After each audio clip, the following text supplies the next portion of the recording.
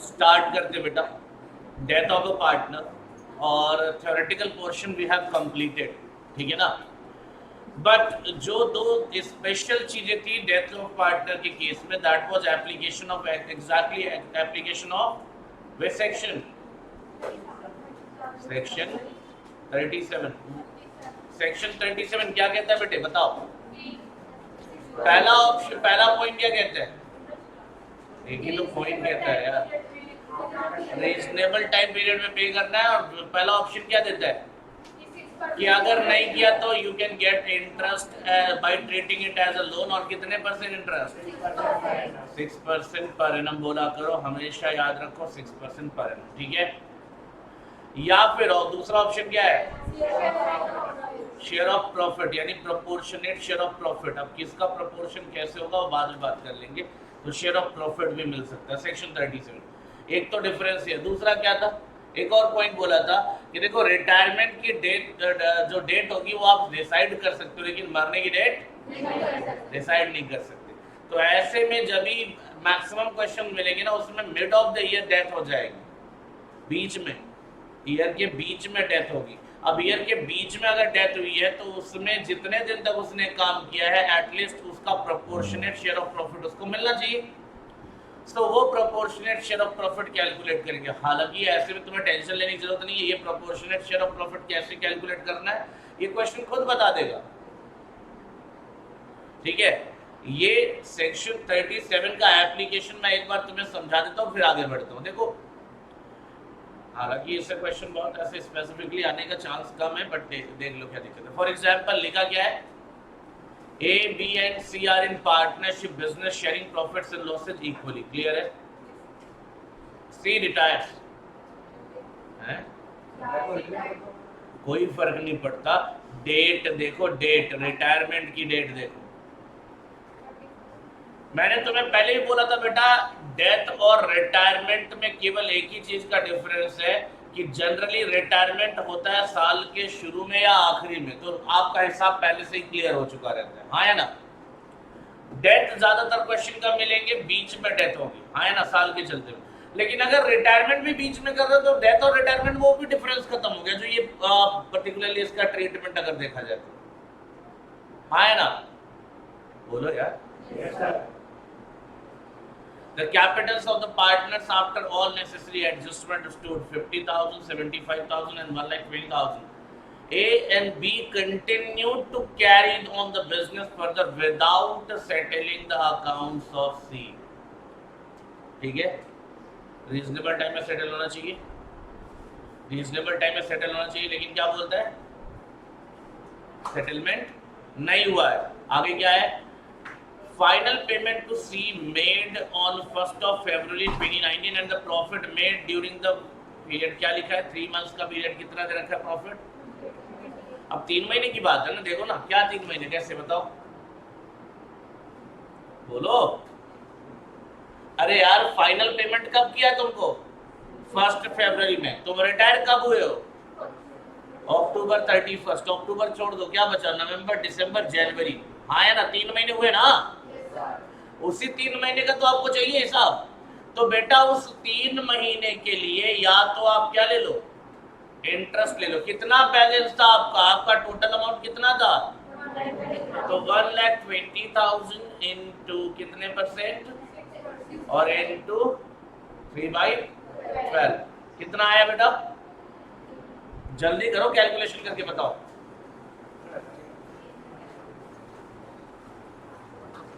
18,000 तो नहीं आएगा, 1800 होता बेटा, 18,000 नहीं, है ना। 1800, उसको 100 बोलते हैं, 1000 नहीं बोलते। 100 मतलब 100, ठीक है। नहीं, डाउट से बेचारे को क्लियर कर दे। अच्छा, प्रोपोर्शनल शेयर ऑफ प्रॉफिट कह रहा है 3 महीने का ये प्रॉफिट दे रखा है, 3 महीने का प्रॉफिट इन्होंने निकाला है। नहीं देते तो कुछ बता दे क्वेश्चन में, अगर क्वेश्चन में आएगा तो दिया रहेगा कि कैसे निकालना 3 महीने का प्रॉफिट, बट यहाँ पे 3 महीने का प्रॉफिट आपके पास अवेलेबल है। अब 3 महीने का प्रॉफिट कैसे दोगे भाई? देखो 28,000, अब इसको प्रॉफिट शेयरिंग रेशियो में नहीं बल्कि इनके कैपिटल के रेशियो में करना है। तो टोटल कैपिटल कितना है फर्म का? 1, 20, 50 और 75, कितना हुआ टोटल? तो 245,000 इज द टोटल कैपिटल। इसका मिस्टर सी का कितना है? तो बस ये प्रोपोर्शन जो भी होगा प्रॉफिट निकालोगे तो याद रखना, बस यही गड़बड़ करते लोग, प्रॉफिट शेयरिंग रेशियो में चले जाते हैं। प्रॉफिट शेयरिंग रेशियो में नहीं करना, किसमें करना है? कैपिटल रेशियो में करना है, यानी ओवरऑल टोटल कैपिटल और प्रोपोर्शनेटली तुम्हारा कैपिटल कितना उस हिस्से में आ जाओ। ठीक है, पक्की बात। एंड ऑब्वियसली यहाँ पे आ रहा है 13,000 समथिंग आएगा। कौन सा लेना चाहिए? कौन सा ज्यादा है? ठीक है 740। कौन सा लेना चाहिए? अब अगर समझदार इंसान होगा तो ज्यादा वाला ही लेगा, बेवकूफ होगा तो फिर तो कुछ भी करे, क्या ही कर सकते है ना। ठीक है ना, चलो 13,740। ठीक है, ये बात समझ में आई नहीं आई? तो ये कैलकुलेशन आ सकता है बीच में एडजस्टमेंट ग्रुप में, हालांकि इतना बहुत खतरनाक नहीं है कुछ। और जो शेयर ऑफ प्रॉफिट कैलकुलेट करते हैं मिड ऑफ द ईयर जब डेथ होती है पार्टनर की, तो क्या था उसमें देखो दो तरीका बोल देता है, कभी टाइम बेसिस पे हो जाता, कभी टर्नओवर बेसिस पे हो जाएगा। टाइम बेसिस पे क्या बोलेगा, जैसे कभी बोल देगा कि जो करंट ईयर का प्रॉफिट मानना हो पिछले 3 साल का एवरेज प्रॉफिट ले लो या पिछले साल के प्रॉफिट कोई बेस ले लो और उसके बेस पे प्रॉफिट कैलकुलेट करो, तो टाइम फैक्टर को काउंट करेंगे। टर्नओवर बेसिस पे जब बात करेगा तो क्या लिखा देखो, अरुण तरुण एंड नेहा एंड रेशियो ये रहा, नेहा डाइज दो, अपने पास तो दो है ना। चलो कितने लोग चाह रहे थे? देखो तेरे पीछे बोल रहा हूँ कि नया को मैं, कोई नहीं। अब देखो पिछले साल का सेल, ध्यान से देखो, पिछले साल का सेल और पिछले साल का प्रॉफिट दोनों दे रखे हैं, तो can you get the percentage? कितने परसेंट प्रॉफिट प्रॉफिट है, सेल है कितने का? 4 लाख का, तो परसेंट कितना है? इनटू 100 कर लो, आ गया। अब 15% आ गया प्रॉफिट तुम्हारा। तो करेंट जब रिटायर हुआ है उस टाइम का सेल दे रखा है, रिटायर हुआ 31 मई को, देखो साल के शुरू से 31 का मई का सेल दे रखा है 1 लाख, तो इसका 15% निकाल लो, क्या आ जाएगा? अब ये आपका प्रॉफिट आ गया, इसमें बस इसका हिस्सा निकाल लो, कितना था? कौन रिटायर नहीं, डेथ हुई है नया की, ठीक है, तो 1/6 इसका कर लो, आ गया इसका हिस्सा प्रॉफिट, बात खत्म। अब ये सब बातें हम नहीं लेकर जाएंगे, क्वेश्चन खुद बताएगा। ये 3 महीने का ही सेल है बेटा, ये 3 महीने का सेल है, तो प्रॉफिट भी ये 15% 3 महीने का ही आया, ठीक है ना। अप्रैल में नहीं, 2 महीने, सॉरी 2 महीने का 1 लाख है, 3 महीने गलती से बोल दे, ठीक है ना। सो प्रोपोर्शनेट शेयर ऑफ प्रॉफिट जो भी होगा, देखो सेक्शन 37 तो हमें याद रखना है, उसमें तो प्रोविजन है, लेकिन प्रोपोर्शनेट शेयर ऑफ प्रॉफिट के लिए क्या करना है, कैसे करना, वो क्वेश्चन खुद तुम्हें बताएगा। जैसे इसमें देखो दो बातें थी ना, एक टाइम बेसिस वाला और एक टर्नओवर, कौन सा, वो क्वेश्चन खुद डिसाइड करके देगा, हाँ है ना। चलिए, joint life policy will discuss about it later on, बाद में देखेंगे, ठीक है। सब प्रैक्टिकल प्रॉब्लम्स पे चलता हूँ, बस एक सेकेंड।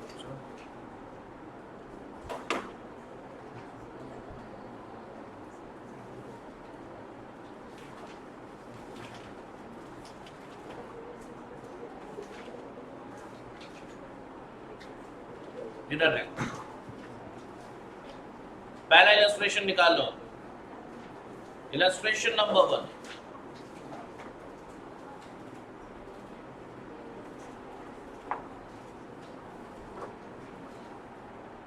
और ध्यान दो बेटा, इलस्ट्रेशन नंबर 1 पे ध्यान दो। The following was the balance sheet of Om and Company in which XYZ were partners, ठीक है। XYZ क्या है? पार्टनर्स है।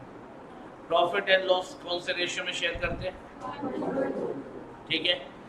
ऑन 31 मार्च 2019 मिस्टर जेड डाइड, सॉरी गलती, हाँ मिसरीड कर दिया।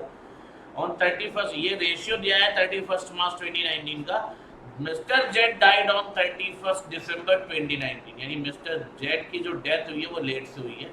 कब हुई है? 31 दिसंबर 2019, ठीक है। His account has to be settled under the following terms and conditions। Balance sheet दे दिया, ऑब्वियसली लास्ट ईयर का है, 31 मार्च 2019 यानी प्रीवियस ईयर की बैलेंस शीट है, कोई दिक्कत यहाँ तक? Goodwill appearing in the balance sheet as on 31 March. अब ये गुडविल आपके क्वेश्चन में शायद नहीं होगा, मैं इसको आपके नए वाले बुक के हिसाब से कन्वर्ट कर दे रहा हूँ। और बैंक बैलेंस बढ़ा दिया होगा 50,000।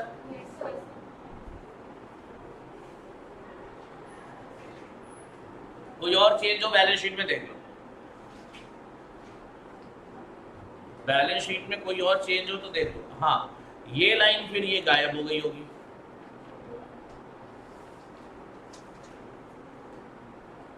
और लाइन यहीं से शुरू हो गई होगी। Goodwill is to be calculated at the rate of 2 years purchase on the basis of average profit of 3 years, है ना?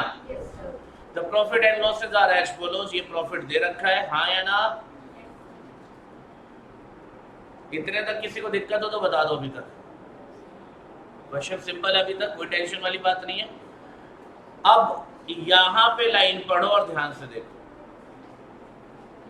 Profit for the period from 1st April 2019 to 31st December 2019 shall be ascertained proportionately on the basis of average profit and loss of preceding 3 years। ये कौन से profit की बात कर रहे हैं? जो हम प्रोपोर्शनेट शेयर ऑफ प्रॉफिट देंगे, कौन से अकाउंट का यूज करके देते हैं प्रोपोर्शनेट शेयर ऑफ प्रॉफिट? कौन सा अकाउंट? P&L suspense account. कौन सा अकाउंट? P&L। तो वो प्रॉफिट या लॉस जो भी डिसीज्ड पार्टनर, जिस पार्टनर की डेथ हुई, इसको जो दिया जाएगा उसको कैलकुलेट करने का बेसिस क्वेश्चन ने तुम्हें बता दिया। मैंने बोला था अभी थोड़ी देर पहले कि ये क्वेश्चन डिसाइड करता है कि आप कैसे कैलकुलेट करोगे proportionate share of profit. Question ने क्या डिसाइड किया कि पिछले 3 साल के एवरेज प्रॉफिट को बेस ले लो, करंट ईयर का प्रॉफिट निकालो, उसके बेस पे जो भी इसको प्रॉफिट देना निकाल देना। बाकी क्वेश्चन में कुछ और है? हाँ देखिए जरा, थोड़ा गड़बड़ है प्रॉफिट में। क्या गड़बड़ है देखिए सर, लिखा है बहुत सिंपल तरीके से, काफी कुछ क्लियर करके लिख रखा है। ड्यूरिंग द ईयर एंडिंग 31 मार्च 2019 a car costing 40,000 was purchased. Car खरीदा था, एसेट है या एक्सपेंस है? एसेट है। ऑन फर्स्ट ऑफ, अब देखो डेट क्या है खरीदने की? 1 अप्रैल 2018 यानी 18-19 इसी ईयर की बात कर रहे हैं ना। यहाँ से शुरू होगा, यहाँ खत्म होगा, हाँ या ना?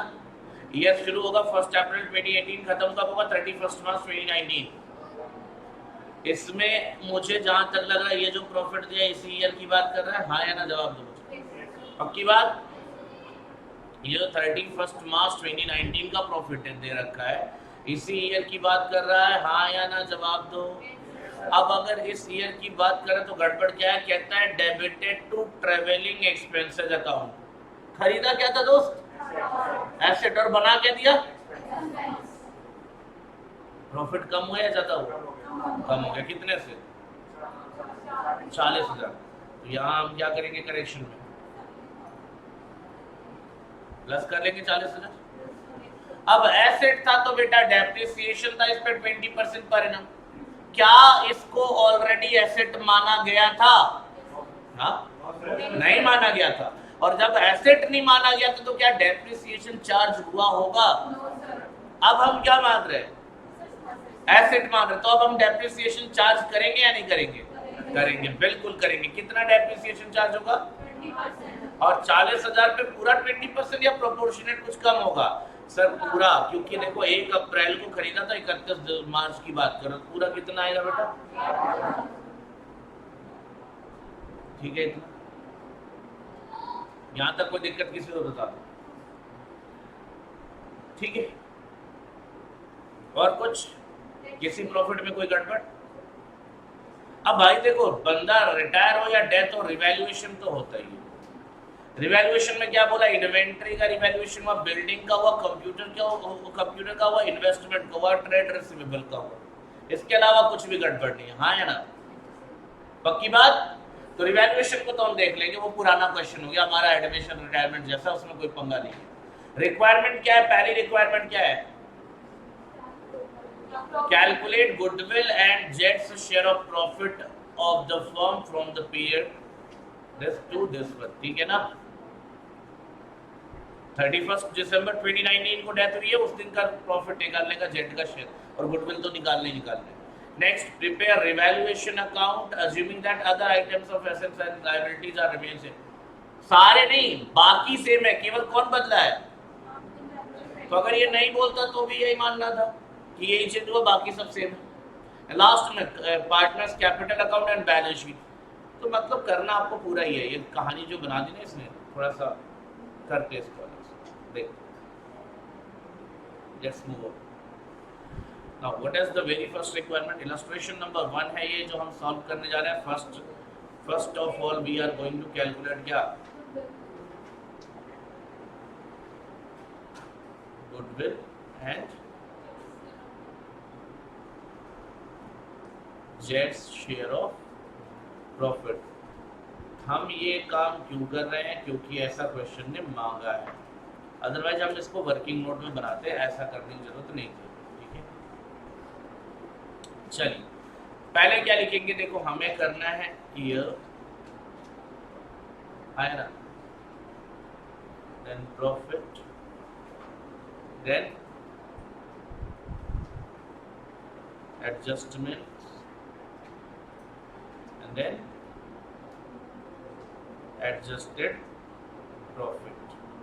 ध्यान देना, ये मेन आंसर का पार्ट है, इसलिए इतना कुछ कर रहा हूँ, वरना मैं वर्किंग नोट में इसको सीधे निकाल देता। ईयर कौन सा, पहला ईयर कौन सा था बेटा? अब देखो यहाँ पे लिखा है 16-17, देन 17-18, देन 18-19। तो आप ऐसे ही लिखो, ज़्यादा कन्वीनियंट रहेगा, आपको समझने में भी आसान रहेगा। तो सबसे पहले लिखेंगे क्या? 2000, देन 18-19, और प्रॉफिट कितना है? नीचे वाले में तो लॉस था, पहले लॉस था 10,000 का लॉस है। उल्टा लिख रखा है, ध्यान देना, 20,000 का प्रॉफिट है। नेक्स्ट एडजस्टमेंट केवल और केवल लास्ट ईयर वाले प्रॉफिट में, इन दोनों में नहीं है। लास्ट ईयर में क्या करेंगे? प्लस कर लेंगे क्या, और माइनस कर लेंगे क्या, डेप्रिसिएशन 8,000। हाँ या ना? यहाँ तक करने के बाद क्या कुछ और भी था इसमें? तो बेटा एडजस्टेड प्रॉफिट पहले साल का कितना आ जाएगा? सर प्रॉफिट तो नहीं है, वो लॉस आएगा, कितना? फिर एंड देन फिर 60, टोटल कितना आ गया? हाँ 72,000। अब 72,000 ये एवरेज प्रॉफिट है आपका। हाँ, ये एडजस्टेड प्रॉफिट है, एवरेज प्रॉफिट कब आएगा? तो सीधा निकालता हूं मैं एवरेज प्रॉफिट। क्या निकालता हूं?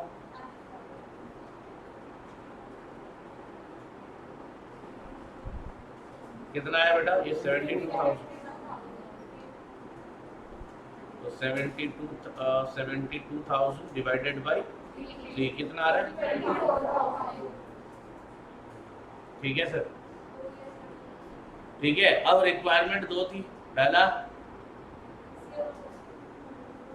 तो गुडविल,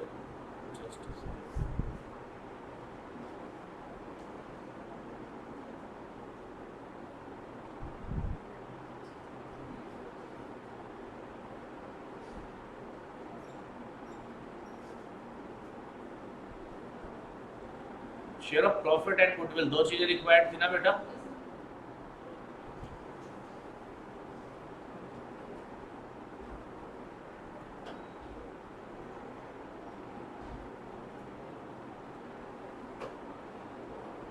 जस्ट सिस्टम थोड़ा स्लो चल रहा है।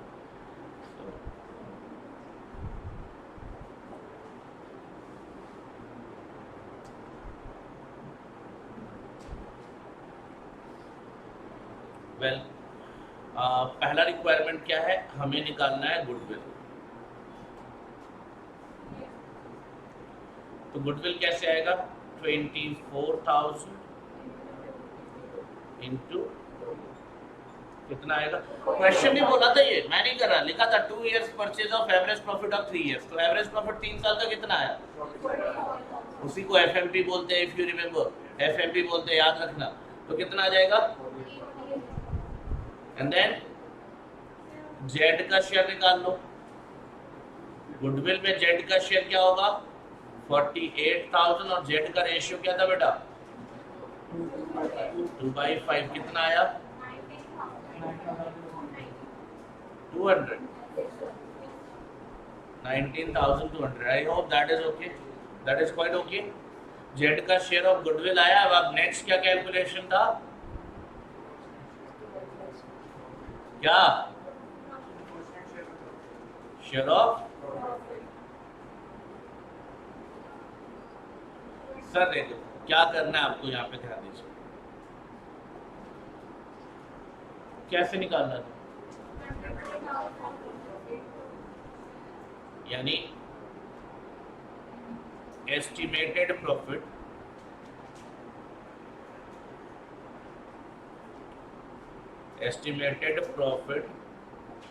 For the year. अभी ईयर खत्म नहीं हुआ फॉर द ईयर मतलब पूरे साल का प्रॉफिट एस्टिमेटेड कितना था एवरेज प्रॉफिट पिछले साल पिछले 3 साल का एवरेज प्रॉफिट क्या मानना था आपको यही तो क्वेश्चन ने बोला था एक बार चेक करो क्वेश्चन ने क्या बोला है ये line ascertain proportionately on the basis of average profit and losses for the preceding 3 years तो पिछले 3 साल के एवरेज प्रॉफिट को हम पूरे साल का प्रॉफिट मानेंगे ये इस पर्टिकुलर ड्यूरेशन का नहीं मानेंगे ठीक है ना तो प्रोपोर्शनेट प्रॉफिट कितना आएगा proportionate profit from 1st April to 31st December क्या 2019 आया ना कितना आ जाएगा बेटा 18,000 कैसे आएगा देखो 24,000 डिवाइडेड बाई कितने महीने और कितना 9 मंथ्स का आप निकाल रहे हो कितना आ जाएगा ये 18,000 मुझे लगता है ये क्लियर होना चाहिए। अब इसके बाद अगर ये आ गया तो जेड्स शेयर ऑफ प्रॉफिट कितना आएगा ये बता तो 18,000 मल्टीप्लाइड बाई कितना कितना आया डन। अब आप गड़बड़ कहाँ कर सकते हो बस यही गड़बड़ कर सकते हो कि ये प्रॉफिट आप मान लोगे क्या है अभी गलती से यहाँ की जगह ये वाला प्रॉफिट ले लिया हो गया काम खत्म। ये जो क्वेश्चन की लाइन है उसमें क्लियरली मेंशन्ड है कि जो हम प्रॉफिट लेंगे वो प्रोपोर्शनेट लेंगे बेस लेंगे एवरेज प्रॉफिट को आया ना तो पिछले 3 साल के एवरेज प्रॉफिट को हम पूरे साल का प्रॉफिट मानेंगे ना कि इस पर्टिकुलर 9 मंथ्स का प्रॉफिट मानेंगे ठीक है ना साल का प्रॉफिट मानेंगे फिर प्रोपोर्शनेटली 9 मंथ का प्रॉफिट निकालेंगे देन आफ्टर इसका हिस्सा हो जाएगा क्लियर है इतना ठीक है पक्की बात। तो पहला काम तमाम what was the first requirement goodwill and Z share of अब क्या रिक्वायरमेंट है बेटा अरे बच्चों वाला काम है ये दूसरी रिक्वायरमेंट तो एकदम इजी है ना चलिए यही बनाता हूँ मैं आपके लिए रिवैल्यूएशन दूसरी रिक्वायरमेंट में बनाने जा रहे हैं हम क्या रिवैल्यूएशन अकाउंट। हालांकि मुझे बताना नहीं चाहिए ये सब आपको खुद ही कर लेना चाहिए लेकिन चलो करके देता हूँ इससे आसान आपको कुछ नहीं मिलेगा।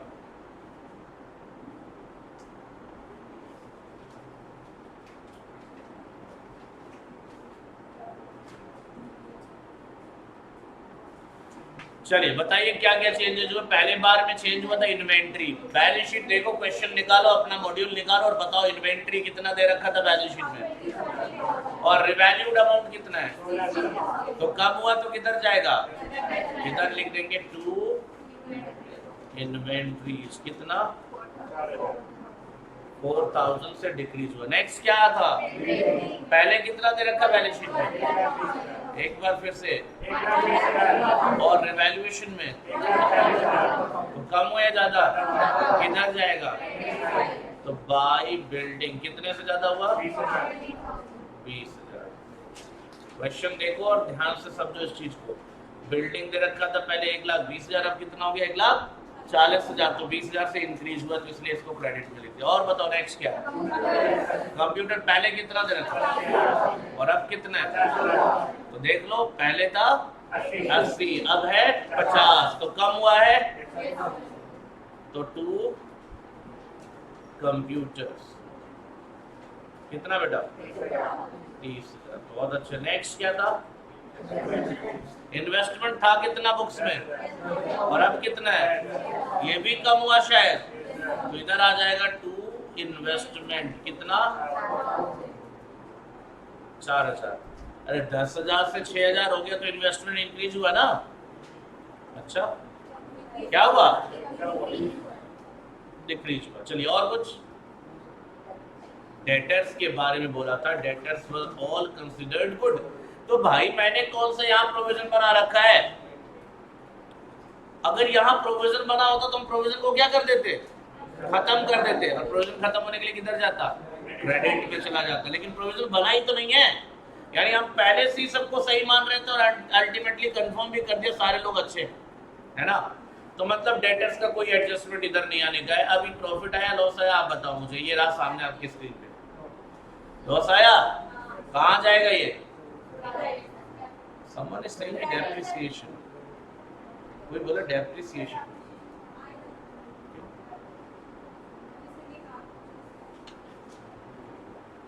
क्यों आएगा बताओ?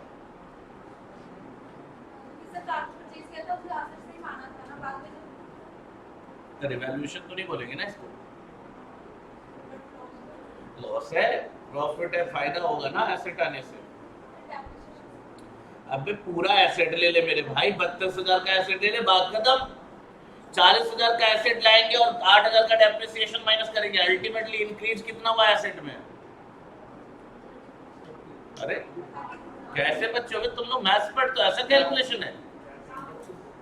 नहीं समझ, सुनाई नहीं दिया? कान साहब का झाड़ू मार उसमें, आवाज नहीं आ रही, यही बैठा कह रहा क्या बोला सर आपने, बदमाश। 40,000 का एसेट खरीदा, 8,000 का डेप्रिसिएशन लगा, अब बचा कितने का एसेट है? तो ये एसेट लाना है ना अपने को। तो मेरे भाई क्या ये रिवैल्यूएशन करके ला रहे? फिर यहाँ लाना सही लग रहा है? देखो ला के यहाँ पे लिख दोगे बाय मोटर कार या कार जो भी है 32,000, आंसर फिर भी मैच करेगा 32,000, लेकिन डेप्रिसिएशन को इग्नोर कर दो, खत्म हो गया। अरे मैं एसेट को ही 32,000 का लेके आ रहा हूँ ना, मैं क्या करूंगा? यहां लाना लेकिन टेक्निकली गलत है। इसको क्या करना है, आप बताओ अगर एसेट बढ़ेगा तो ये क्या होना चाहिए? सर ये होना चाहिए प्रॉफिट में इंक्रीज, है ना। और प्रॉफिट कौन ले जाता है? तो सीधी एंट्री होनी चाहिए क्या? Motor car debit to partners capital account. ध्यान से सुनो, 32,000 यहाँ तो आ जाएगा, यहाँ पे उसी 32,000 को कौन से रेशियो में लिख देना? ओल्ड रेशियो में। ये सिंपल एडजस्टमेंट याद रखना इसको, ठीक है ना। नहीं आई समझ? अगर आप रिवैल्यूएशन में लिख दोगे कोई फर्क नहीं पड़ेगा, आप इधर लिख दोगे 32,000 तो अल्टीमेटली वो डिवाइड होके पार्टनर्स के कैपिटल में ही पहुंचेगा। लेकिन थोड़ा टेक्निकली गलत है क्योंकि ये रिवैल्यूएशन करके नहीं ला रहा, ये मिस्टेक है तुम्हारे जिसको तुम्हें रेक्टिफिकेशन करना है ना। अरे बोल दो, रेक्टिफिकेशन करोगे तो प्रॉफिटेबिलिटी, प्रॉफिट बढ़ जाएगा, ये पक्का है। कौन ले जाएगा? तो डायरेक्ट वही ले जाएंगे, यानी यहाँ कुछ नहीं, यहाँ लॉस बताओ कितना है भाई?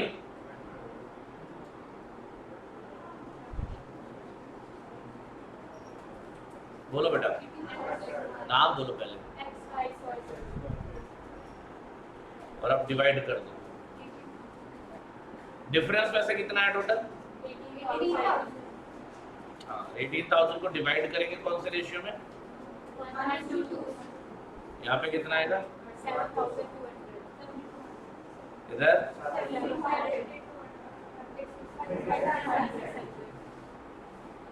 ठीक है, ये अकाउंट क्लियर है ये। चलिए इसके बाद रिक्वायरमेंट नंबर 3 में क्या था? Partners capital and balance sheet, हाँ है ना। रिक्वायरमेंट नंबर 3 में आते हैं, इसका पहला पार्ट करते हैं क्या?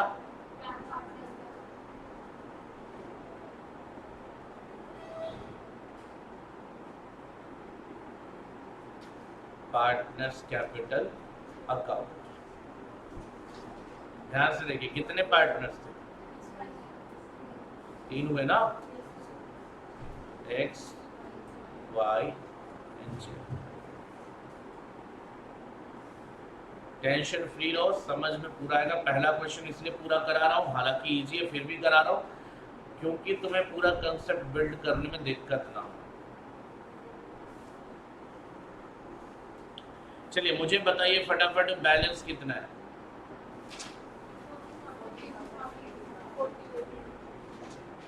ये बैलेंस ब्रॉट डाउन आ गया, इसका है 40,000, इसका है 80 यानी 80,000, इसका भी है 80,000। मुझे लगता है ये क्लियर होना चाहिए, पक्का बोलो बेटा। इसके बाद हुआ क्या, अरे अभी अभी क्या हुआ, रिवैल्यूएशन पे हुआ है लॉस, किधर ले जाओगे, डेबिट में लिख दो क्या, 2 कितना 100,000 नहीं 36,000 है। मतलब जीरो तो ऐसा लग रहा है कि फ्री में मिला, एग्जाम में मिल जाएगा वापस रिटर्न गिफ्ट में अगर बदमाशी ऐसी रही। इतना क्लियर है। और अभी अभी मोटर कार की बात बताई मैंने, क्या करेंगे सर, इधर लिख देंगे by motor car, motor vehicle भी लिख सकते हो, मर्जी आपकी, मोटर कार लिख दिया। कितना था 32,000। कौन से रेशियो में बेटा, 1:2:2। बताओ क्या आएगा 6,400, 12,800 and then 12,800। ध्यान देना ये आपको करना है, क्यों एंट्री अभी तो बताइए आपको, ये एंट्री याद रहेगी ना, motor car debit to partners capital, तो पार्टनर्स कैपिटल के क्रेडिट में ले जाएंगे, रेशियो में ले जाएंगे। अब जब बैलेंस शीट बनाएंगे उसमें मोटर कार लिख देंगे 32,000 बाद में। ठीक है आगे बताओ, सुनाई नहीं दिया क्या बोला कुछ और। हाँ जनरल रिजर्व दे रखे हैं, चलो बढ़िया, जितना याद आता है बताते रहो, बताता हूँ मैं। बैलेंस शीट में एक बार देख लो, जनरल रिजर्व भी है बेटा, 30,000 है तो डिवाइड कर दो ना, 6,000 then 12 और 12, 12,000 and then 12,000। मुझे लगता है ये भी ओके है, यहाँ दिक्कत नहीं होगी। आगे बताओ गुडविल कहाँ है, बैलेंस शीट वाली गुडविल तो क्वेश्चन ने बदल दिया था, ये करा ही खत्म हो गया। चलो ये हो गया। अब यहाँ से तुम्हें कुछ और मिल रहा है, कुछ भी नहीं मिल रहा ना क्वेश्चन में। यहाँ से जो मिला वो सब तुम्हें कहाँ से लाना, एडजस्टमेंट से, तो सीधा एडजस्टमेंट अभी तो बनाया, अभी वर्किंग नोट बनाया है। गुडविल देना जेड को, जेड का शेयर ऑफ गुडविल कितना आया। अब आप मुझे बताएंगे कि ये कंट्रीब्यूट कौन करते हैं, रिमेनिंग पार्टनर, कौन से रेशियो में, गेनिंग रेशियो। क्लियर, सैक्रिफाइसिंग नहीं, गेनिंग रेशियो। कौन से रेशियो में। Now what is the gaining ratio, just see the question and tell me what about what is the gaining ratio. Here is the question, इससे ज्यादा कुछ नहीं बेटा ratio के बारे में। कौन गया, बचे कौन, तो न्यू रेशियो भी क्या होगा और गेनिंग भी क्या होगा। 19,200 कौन कंट्रीब्यूट करेगा, एक्स और वाई, कौन से रेशियो में। तो देखो भाई इधर लिखेंगे बाई, अरे जा, by x capital wise capital account मिलेगा जेड को कितना,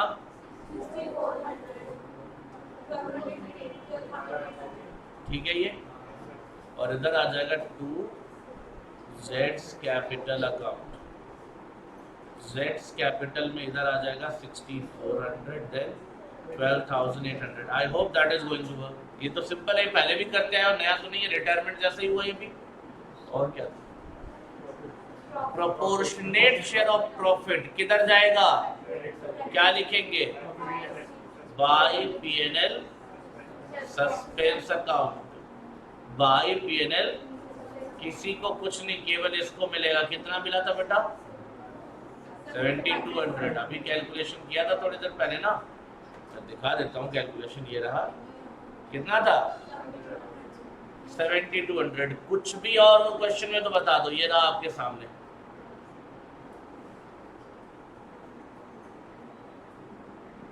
क्वेश्चन में कुछ भी और तो बता दो जो यहाँ आना चाहिए। नहीं है, नहीं है तो बता दो, ओके सब खत्म। बैलेंस निकाल लो कैपिटल का, कैपिटल बैलेंस निकालो फटाफट। ये रहा,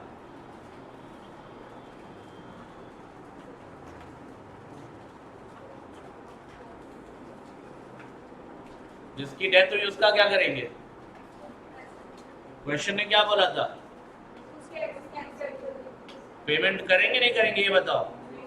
कुछ नहीं बोला तो क्या करेंगे?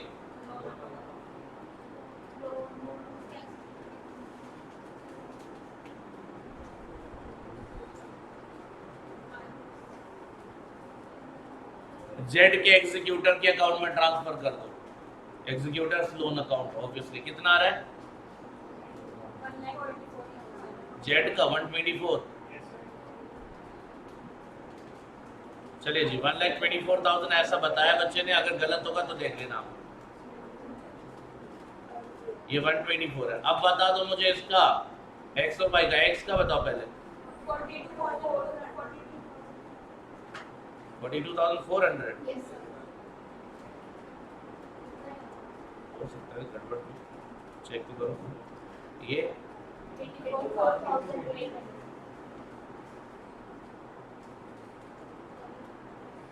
सो I hope that is final thing. इसके अलावा कुछ नहीं है यहाँ पे, बोलो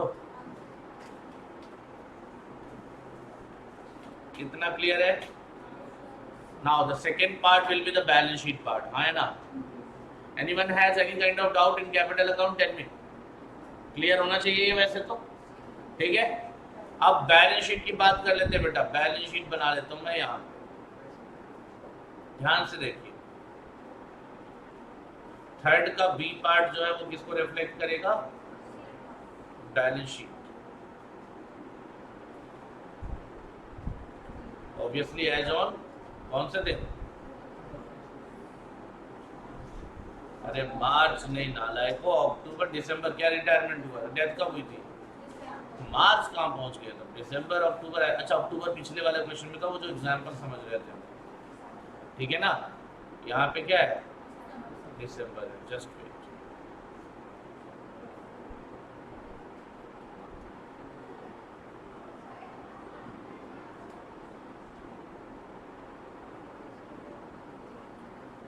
आजा भाई।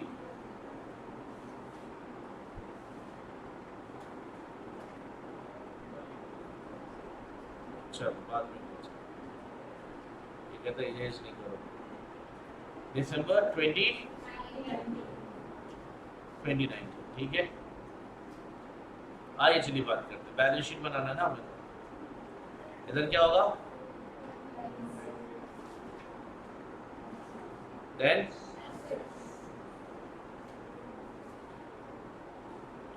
पुरानी बैलेंस शीट देखो और जवाब दो। पहला एसेट क्या लिखा है?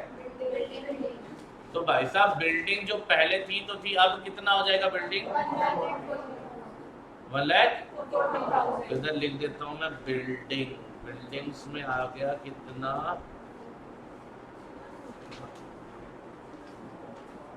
खत्म।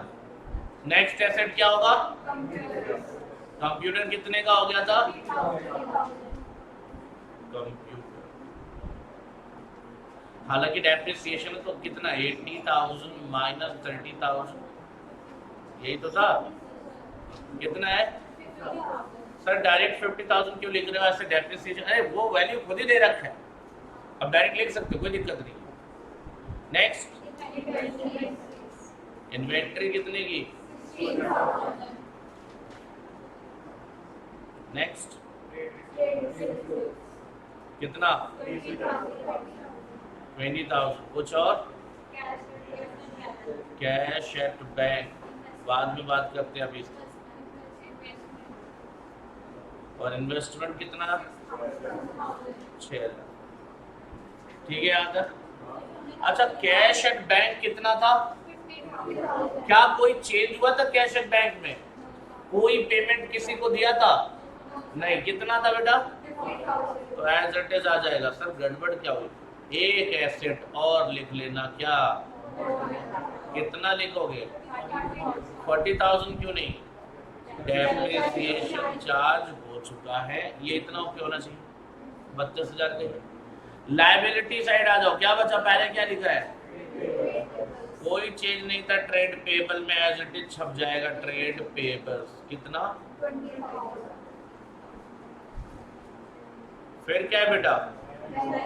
कोई गड़बड़ नहीं, बैंक लोन भी आ जाएगा। कितने का? उसके बाद क्या लिखा? क्या है? जनरल रिजर्व खत्म कर दिया हमने, जनरल रिजर्व चला गया। और क्या फिर उसके बाद? तो कैपिटल यहाँ पे लिखेंगे पहले, जेट्स एग्जीक्यूटर्स लोन अकाउंट। कितना आया था? 1,24,000, 1,24,000। कैपिटल्स कितना आएगा? देखो कैपिटल्स आएगा एक्स का और वाई का। एक्स का आया था 42,400 और ये आया था 84,800। आई होप दैट इज ओके। ये इतना क्लियर है? पक्का? कुछ मिसिंग है क्या? हाँ तो गया एग्जीक्यूटर का लोन अकाउंट। मिसिंग है बेटा ये, ध्यान से देखना, ये इसको भूलना मत, ये अक्सर भूल जाते बच्चे।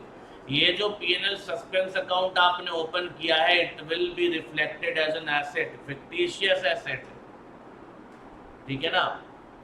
हालांकि एसेट नहीं है, लेकिन ये आपने अपने पास से भर दिया। जब एक्चुअल प्रॉफिट होगा वहीं से सेट ऑफ होके खत्म होगा। कितना? इसको फिक्टिशियस एसेट बोलते हैं। अब बैलेंस शीट क्या होना चाहिए?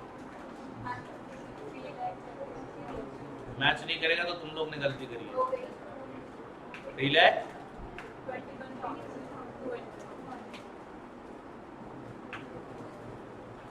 321,200। क्लियर है ये क्वेश्चन? जवाब दो मुझे।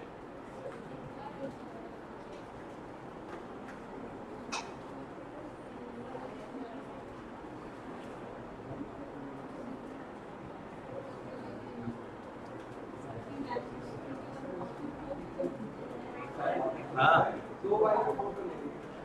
सही में नहीं दिख रहा तो मन की आंखों से देखो ना।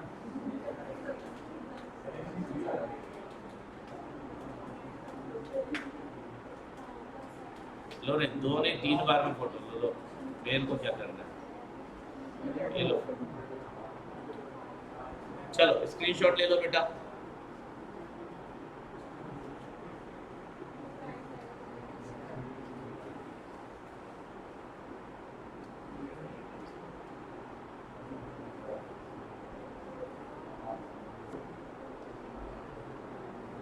हो गया?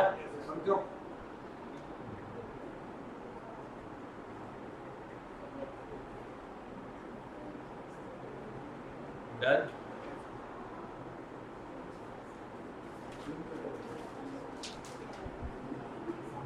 ठीक है, ग्रुप पे भेज दो।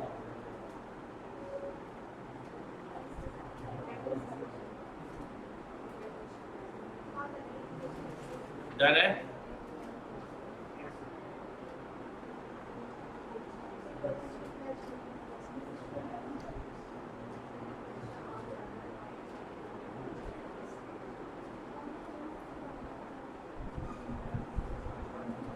हाँ बताओ क्या गड़बड़ आ रही है?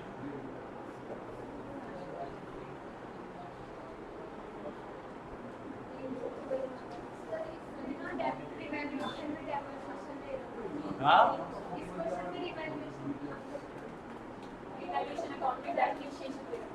राम, तुम लोग को कितना समझाओगे भाई? गलत सही से मतलब नहीं है। इसने डेप्रिसिएशन लिख रखा था डेबिट में, तो एसेट भी तो 40,000 डिवाइड कर रखा होगा।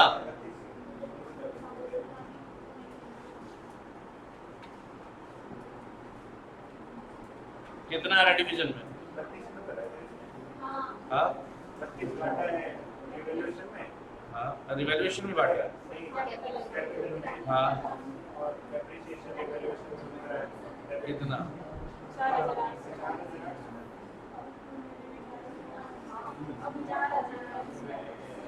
Just give it to me. 1 second, बकवास नहीं। अगर आपको क्लास से बाहर जाना है तो आराम से बातें कर लो, कोई दिक्कत नहीं है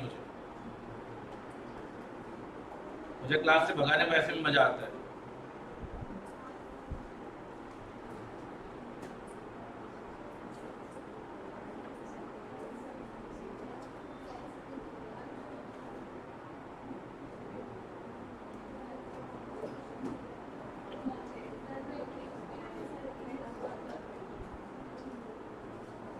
वेट, हाँ एक चीज हमने ध्यान नहीं दिया।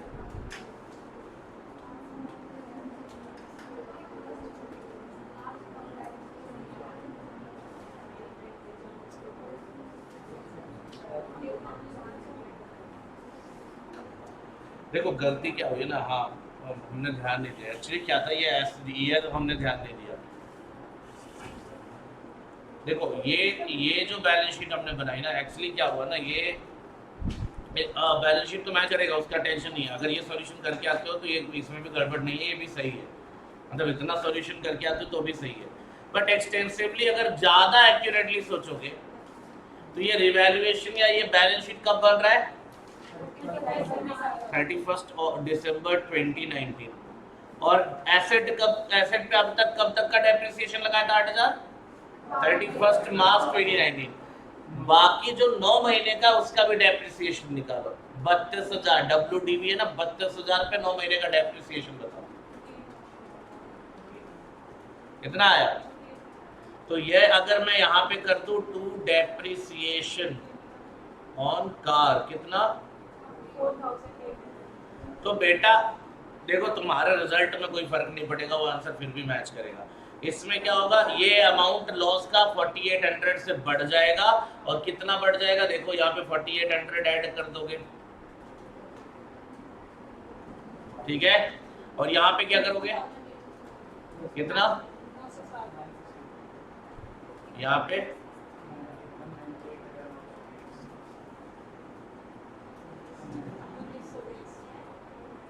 ठीक है।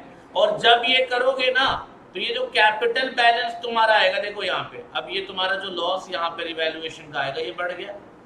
टेंशन मत लो, अकाउंटिंग अपने आप में एक जादू ही है, अपने आप मैच कर जाएगा, तुम टेंशन मत लो। ये कितना हो गया अब 45, तो यहाँ लिख देंगे 4560। यहाँ कितना हो जाएगा, यहाँ भी 9120, यहाँ वाला भी क्या होगा 9120। कोई दिक्कत है यहाँ तक, बोलो। तो बैलेंस में थोड़ा कम होगा, बैलेंस कम होगा, एग्जीक्यूटर का बैलेंस भी कम होगा, इन भाई साहब का भी बैलेंस कम होगा। बताओ, अरे कुछ मत करो यार, ये जो लॉस आया 960 माइनस कर दो। 1,24,000 में से 960 माइनस करोगे क्या आ गया, 1,22,000।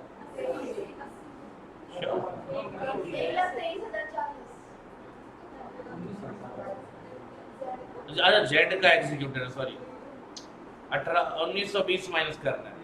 अरे तुम लोग सुन गलत रहे हो और कर सही रहे हो, सही है। 1,22,000 कितना, सुन गलत रहे और कर सही रहे थे, मैं ही गलत बोल रहा था, ये चीटिंग करके बोल रहे थे। हाँ चीटिंग करके, वरना सुन के तो तुमने गलत करना था ना, फिर चीटर्स। चलिए आगे, इसके वहां पे 960 माइनस कर दो, 2440, बस कोई टेंशन नहीं, खत्म हो रहा है। 81, हाँ ठीक है बेटा। अब देखो ये बदला ना, कोई टेंशन नहीं यार। देखो कैपिटल बैलेंस ये जो चेंज हुआ, देख इधर देख, ये तेरा चेंज हो गया, कितना हो गया, ये कितना हो गया, ये कितना हो गया, फिर से एक बार बता। 122, ये कितना हुआ 440, और ये सर तो बैलेंस शीट मैच कैसे करेगा, एसेट साइड में भी चेंज होगा। हाँ ये कार की जो वैल्यू है ये बेकार में तुम टेंशन ले रहे हो, इसमें से क्या कर देना, 32,000 में से माइनस कर देना 4,800, कितना बेटा सर क्या ये करना जरूरी है? बिल्कुल नहीं। यानी जो हम सॉल्यूशन पहले कर रखे थे क्या वो भी सही है? हाँ, हम प्रोविजनली ये मानकर चलेंगे कि कम जो भी फॉर्म है वो डेप्रिसिएशन साल के आखिरी में जब बनाएंगे, सब प्रोविजनल अकाउंट है। ये बैलेंस शीट भी क्या तुम्हारा फाइनल बैलेंस शीट नहीं है, ये बैलेंस शीट तुम्हारा जस्ट एडजस्टमेंट के लिए है, याद रखना। जो एक्चुअल बैलेंस शीट बनेगी वो अगले साल बनेगी, जो फॉर्म हमें थोड़ी ना बनाना है, एक्चुअल में अकाउंटिंग थोड़ी ना कर रहे हैं, तो क्वेश्चन है ना तुम्हारा, ठीक है ना। अभी इसका टोटल कितना आ रहा है? 16,000 मैच कर रहा है? अभी भी तुम्हारा आंसर कैसे अलग आ रहा होगा टोटल? ठीक है, ये समझ आया नहीं आया? बोलो। तो सर क्या हम जो पहले कर रखे थे वो सही था? बिल्कुल सही था बच्चे, कोई टेंशन की बात नहीं है, क्योंकि आपने ये अजम्पशन लिया है कि ये पूरा फाइनल बना लो।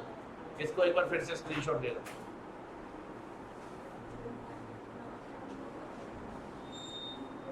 एक सेकंड, 2 बार मैं कर दो, ठीक है?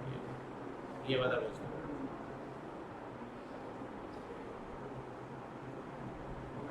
हो गया?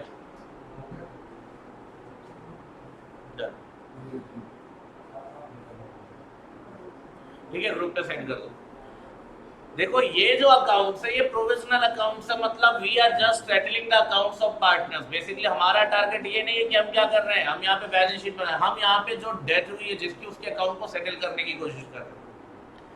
तो अपना अजम्पशन ये भी तो हो सकता है कि अगला जो 31 मार्च को बैलेंस शीट बनाएगा फर्म, तो वहां पे पूरे साल का डेप्रिसिएशन चार्ज कर देगा। और अपना अजम्पशन ये भी हो सकता है कि चलो यार 9 महीने हो गए यहीं पे बैलेंस शीट बना रहे हैं, 9 महीने का डेप्रिसिएशन चार्ज करके फिर आगे बढ़ते हैं। तो दोनों ही सही है, कोई टेंशन नहीं है। अब ये मत सोचना, हाँ या ना, जो पहले तुम्हें बताया था वो जनरली वही होता है। अभी आप आगे भी यही सब देखोगे, इवन इनफैक्ट 12th में भी आपको वही मिला था। ऐसा तो नहीं था बीच में ऐसे खड़ी तरह तो डेप्रिसिएशन ऐसा नहीं हो रहा था, कहीं नहीं था। तो आगे भी आपको मतलब दोनों अजम्पशन अपने में क्लियर है, याद रखना है। देखो पिछले वाले में मैंने करा रखा है, डेप्रिसिएशन लगवाया है, ऐसा नहीं कराया, पर ठीक है, दोनों ही अजम्पशन बेस्ड है। अब ये क्वेश्चन तो पुराना है तो इसमें थोड़ा आंसर डिफरेंट आएगा। चेक इट आउट, क्या इसमें जेएलपी लिखा है?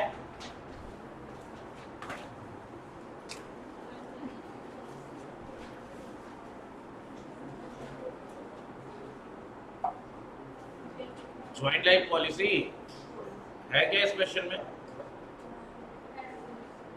हाँ लिखा है, तो इसको बाद में करेंगे। याद रहना चाहिए आपको कि रिटायरमेंट में भी कुछ क्वेश्चन है जिसमें ज्वाइंट लाइफ पॉलिसी का मैंने स्किप कराया था। नेक्स्ट क्लास में सब फिनिश हो जाएगा, पूरा ये पार्टनरशिप खत्म। थर्ड में देखो, मेरे को तो नहीं लग रहा ये क्वेश्चन बहुत इजी क्वेश्चन है, ये आपको खुद करना है। बैलेंस शीट नहीं मांगा, बैलेंस शीट भी बनाना शायद, बैलेंस शीट बनाना।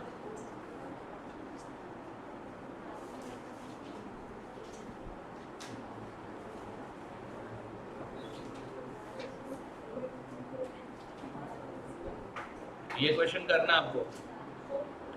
फोर्थ क्वेश्चन आपके एग्जाम में भी आ चुका है, 10 नंबर में क्वेश्चन आ चुका है एग्जाम में। हालांकि ऊपर वाले भी आए होंगे, मुझे याद नहीं आ रहा, ये वाला याद है तो मैं बता रहा हूँ। अब कुछ तो रहा होगा कि याद है, कुछ में यूनिक रहा होगा इसलिए याद है। एक बार चेक कर लेते हैं क्वेश्चन को, इसमें कुछ गड़बड़ है तो देख लेते हैं, अदरवाइज ये भी होमवर्क में जाएगा। BNA number partners and partnership provide inter area that, ठीक है एग्जैक्टली। देखो ध्यान से, इधर देखो जो गड़बड़ करोगे। रेशियो क्या है?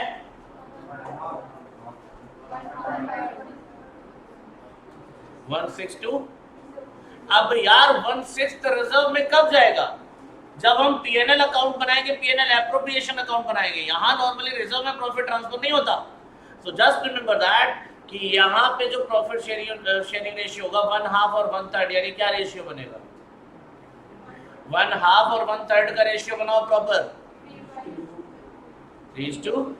यानी बी और एन का जो रेशियो लोगे, प्रॉफिट शेयरिंग रेशियो, वो क्या लोगे, यानी 3/5 2/5। अब ये 1/6 क्या होगा, अगर आपको क्वेश्चन में पीएनएल एप्रोप्रिएशन बनाना होता तो जो भी प्रॉफिट होता पहले उसका 1/6 यहाँ ट्रांसफर करना था, उसके बाद इसको डिवाइड करना था 3:2 में। क्या यहाँ पीएनएल एप्रोप्रिएशन बनेगा? नहीं। तो फिर इस लाइन से कोई मतलब है? आगे दोनों का कैपिटल दे रखा है, रिजर्व दे रखा है, ये कुछ एसेट लायबिलिटीज है, हाँ है ना। बेसिकली ट्रायल बैलेंस बना के दिया ना, तो ठीक है, कोई दिक्कत नहीं, बैलेंस शीट तो या ट्रायल बैलेंस, हमें तो इंफॉर्मेशन चाहिए होती है। अब 3 साल का प्रॉफिट दिया, देखो 42,000, 39,000, 45,000, and died on May 1st 2020। Show calculation of N, N का कैलकुलेशन दिखाना, क्या शेयर ऑफ प्रॉफिट निकालना, कैसे निकालोगे, कब डेथ हुई इसकी, 1 मई को, और ये ट्रायल बैलेंस कब का दे रखा है, यानी जनवरी फरवरी मार्च अप्रैल, 4 महीने का आपको प्रॉफिट निकालना है। बोलो भाई कैसे निकालना, आपको उसकी भी चिंता नहीं करनी, क्वेश्चन पढ़ो मिलेगा। The capital of two is credit at the date, ठीक है, his proportionate share of profit, देखो ध्यान से, proportionate share of profit to the date of death based on average profit of last 3 completed years. अभी थोड़ी देर पहले किया था, 3 साल का एवरेज प्रॉफिट को बेस लेकर वैसे ही करना है, ठीक है, इसका शेयर ऑफ प्रॉफिट निकालना है। गुडविल, वो भी क्वेश्चन ने बताया, goodwill based on off average profit of, तो 3 साल का प्रॉफिट दे तो रखा था, जोड़कर तीनों को 3 से डिवाइड कर दो और फिर मल्टीप्लाई कर दो 3 से। मतलब क्या है, ये मजाक नहीं लग रहा है, लेकिन लिखना जरूर, लिखना जरूर, ऐसे मत कर देना डायरेक्ट लिख दिया जोड़ कर ये गुडविल आ गया, नहीं, लिखना जरूर। एवरेज प्रॉफिट तुम्हारा क्या आएगा, व्हाटएवर द टोटल में बी डिवाइडेड बाय 3, और उसके बाद जब भी इसको करोगे तो फिर गुडविल क्या आएगा, गुडविल मल्टीप्लाइड बाय 3 करके ही आएगा। तो ये मत ज्यादा चाचा चौधरी बनने की जरूरत नहीं, इतना दिमाग नहीं चलाना है, क्या करना है, करना है, लिखना है, पूरा प्रॉपरली लिख के करना है, ठीक है ना, ठीक है। इन तीनों को 3 से डिवाइड करके 3 से मल्टीप्लाई करोगे गुडविल आ जाएगा, यही लिखा है ना, बोलो। डायरेक्ट लिख दोगे तो थोड़ा सा एग्जामिनर को लगेगा ना कि यार ये इसने चीटिंग करी है, रिस्क विस्क का क्यों लेना, मतलब ठीक है, अपने को क्या जाता है यार, 3/3 कर देंगे, क्या दिक्कत है, और क्या चाहिए। अब ये क्या मांग लिया, ये क्या मांग रहा है, पढ़ो ना, तीसरा point, draw up N's executors account as would appear in the firm's ledger transferring the amount to the loan account. अरे सब फालतू बात है, किसकी डेथ हुई है, तो एंस कैपिटल अकाउंट बनाया कभी, उसी के जगह एंस एग्जीक्यूटर अकाउंट नाम लिख देना, A's executor account, direct transfer करना by A's capital, balance brought down मत लिख देना, यहाँ पे बैलेंस ब्रॉट डाउन नहीं होगा, क्या होगा, एंस कैपिटल, जितना कैपिटल आया लिख दिया, क्रेडिट ही तो आएगा, कैपिटल ले जाएगा नहीं ले जाएगा, मिलेगा।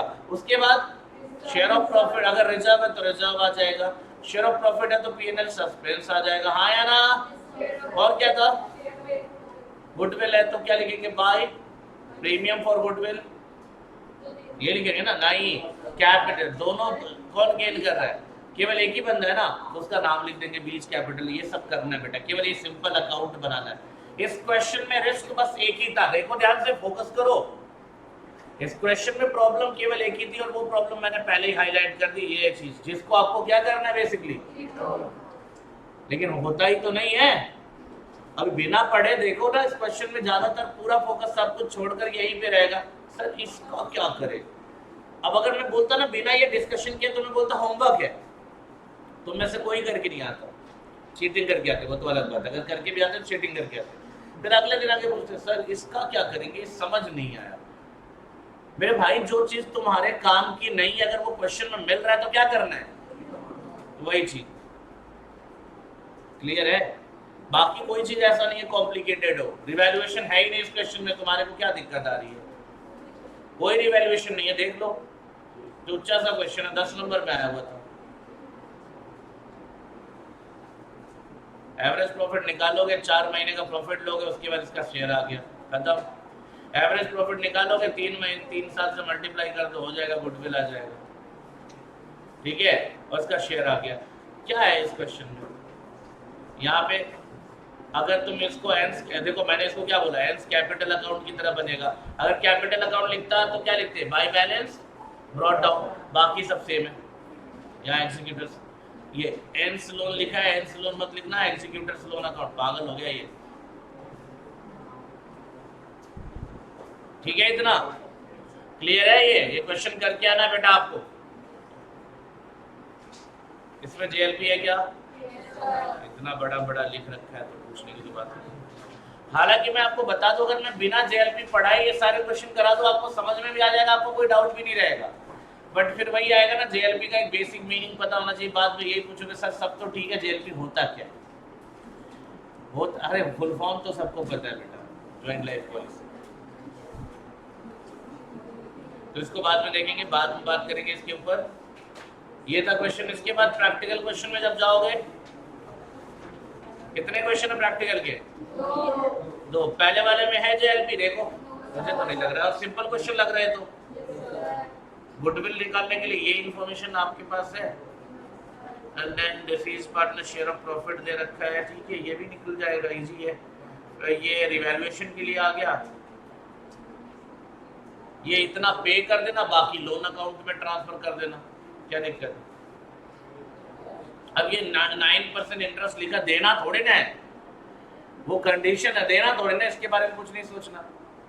न्यू प्रॉफिट शेयरिंग रेशियो दे रखा है, ठीक है, रिटायरमेंट जैसा क्वेश्चन हो गया। इसमें है बेटा, इसमें जेएलपी होगा पक्का।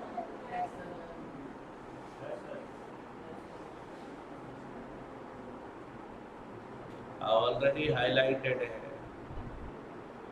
देखो नॉर्मल क्वेश्चंस जितने थे सारे खत्म हो गए,